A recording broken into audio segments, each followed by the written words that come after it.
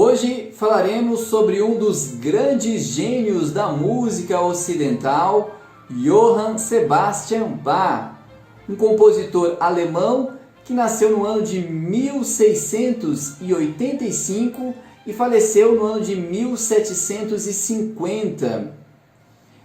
Descendente de uma longa dinastia de músicos, Bach pertence ao período barroco, que é do ano de 1600 ao ano de 1750. O período barroco, como já escutamos algumas músicas do compositor Antônio Lúcio Vivaldi, é um período que trabalha muito a emoção, e vamos perceber isto também nas suas obras.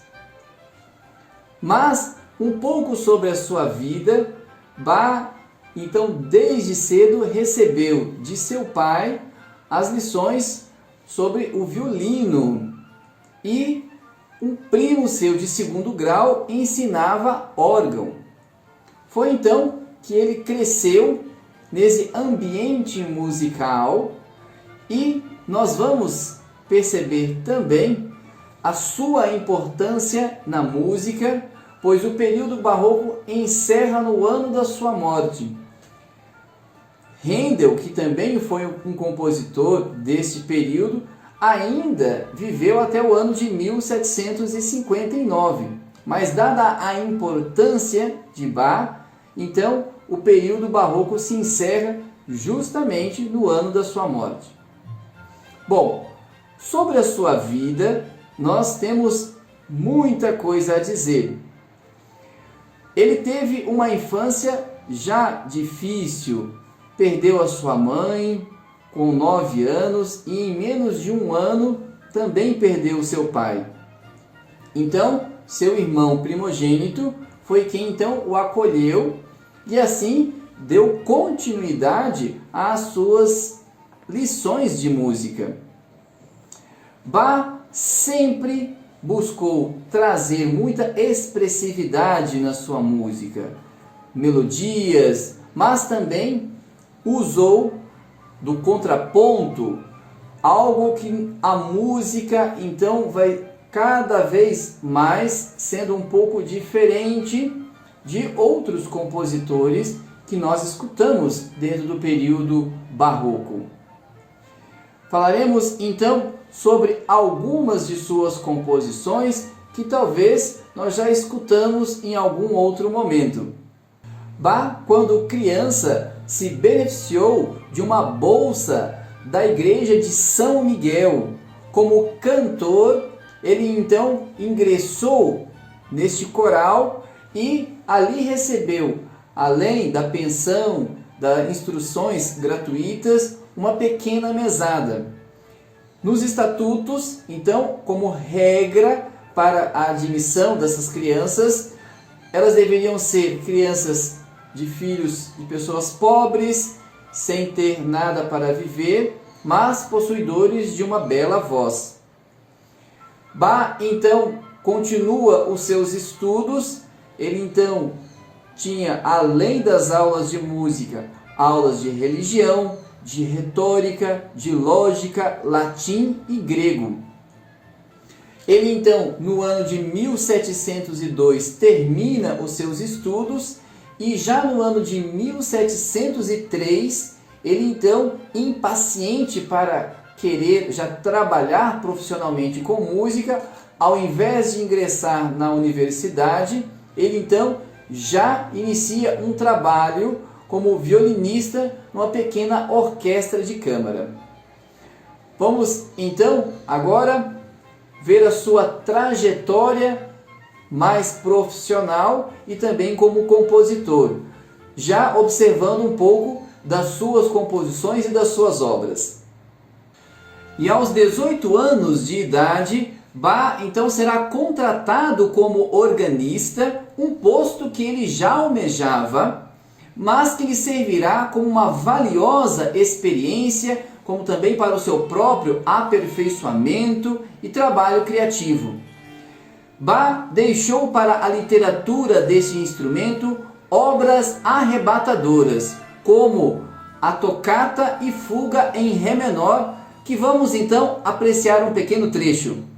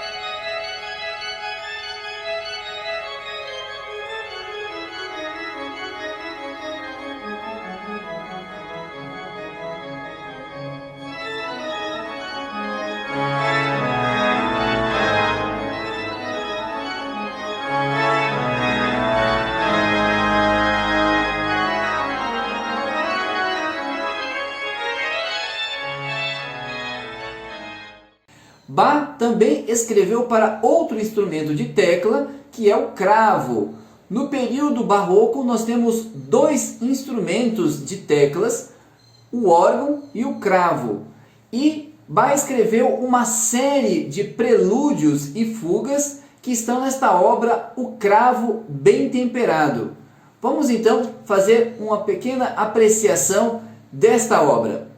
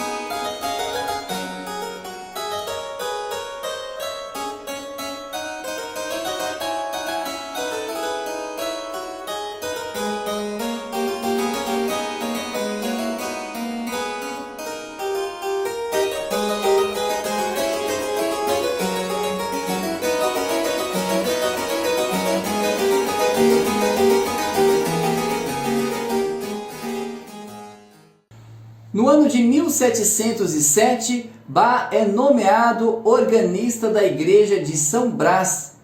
E neste mesmo ano, ele casou-se com Maria Bárbara, com quem teve 7 filhos. Ele então ficou viúvo aos 37 anos e casou-se pela segunda vez com Ana Madalena, com quem teve 13 filhos. Bach tinha uma estreita ligação com a igreja luterana.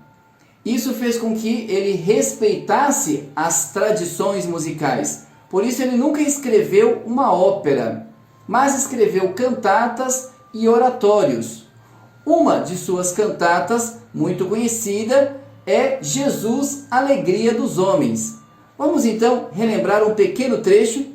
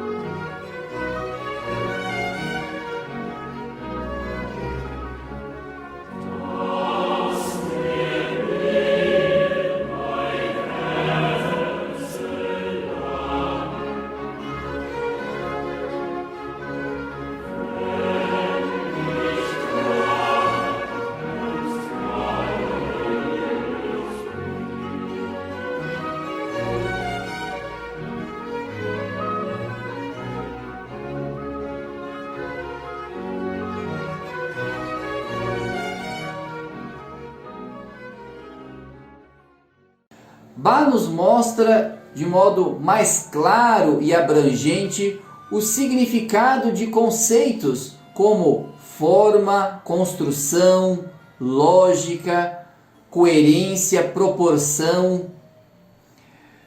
Não se pode deixar de perceber a inteligência musical de Bach. É isso que percebemos nas obras A Paixão segundo São João, A Paixão segundo São Mateus, em que narram a condenação de Jesus até a sua morte, também com uma grandiosa missa em si menor. Vemos aí toda a nobre beleza da melodia e, ao mesmo tempo, a ausência de tudo aquilo que é barato e vulgar. Vamos então apreciar um pequeno trecho destas obras da Paixão segundo São João e também da missa em si menor.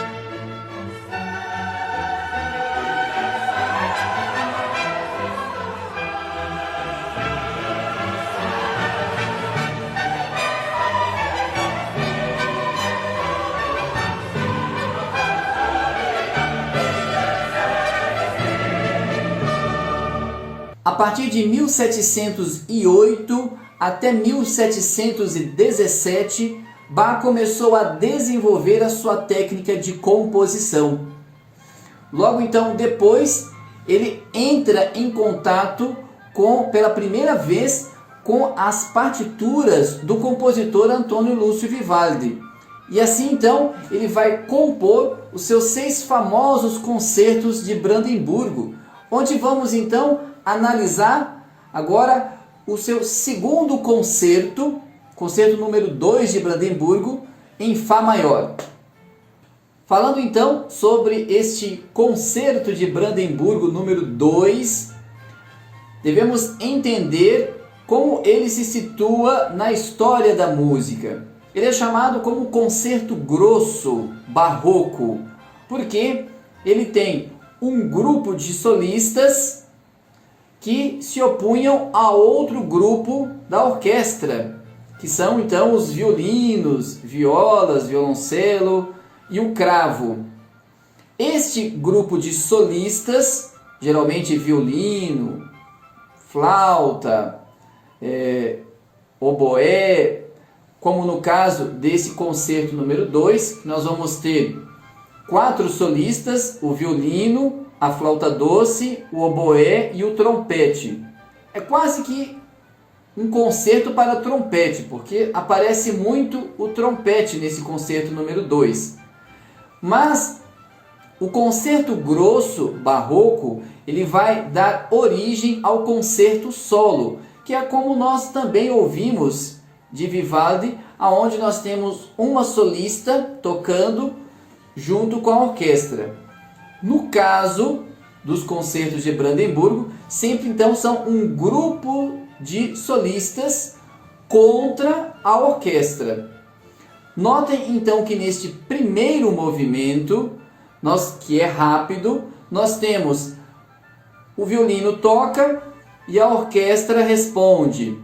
O oboé toca, a orquestra responde. A flauta toca, a orquestra responde.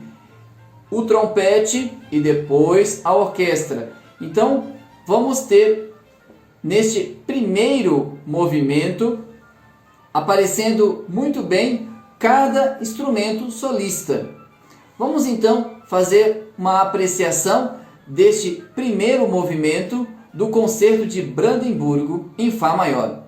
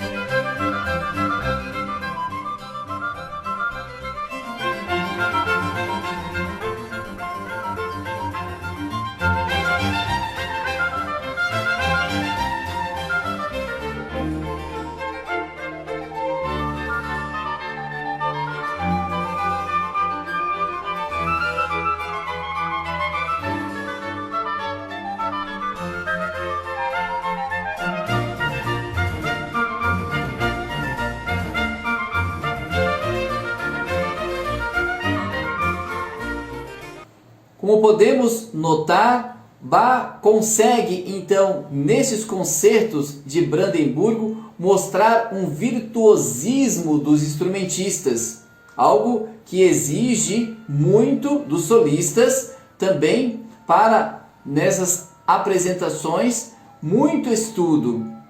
No segundo movimento, que é mais calmo, Bach então retira o trompete devido à tonalidade e ficam então aqueles três instrumentos, o violino, a flauta e o oboé. E esses três instrumentos vão então mostrar muito bem a sua habilidade, a textura. Bach sabe trabalhar muito bem isso nesse segundo movimento. Vamos então fazer um pequeno trecho deste segundo movimento, que é lento e traz toda a sua beleza também, mostrando cada um desses instrumentos.